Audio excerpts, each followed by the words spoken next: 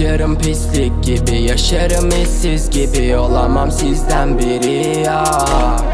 Kaybettim gençliğimi, aldılar her şeyimi. İntikam almadım ya.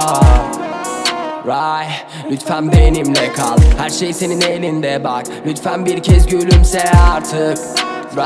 Lütfen bana yapma bunu. Çok kez ezildi gururum, yüzünde parlar dolunay. Tek başımayım o geceden beri ben. Ateşi harladım, geç olmadan geri gel.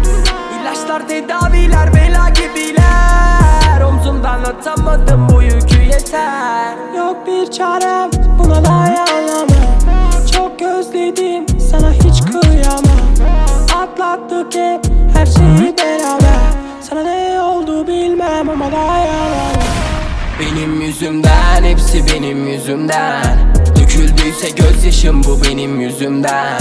Cesaretim yoksa hepsi benim yüzümden. Geçmiş izleriyle gelir bugün peşimden. Benim yüzümden, hepsi benim yüzümden. Döküldüyse gözyaşım, bu benim yüzümden. Cesaretim yoksa hepsi benim yüzümden.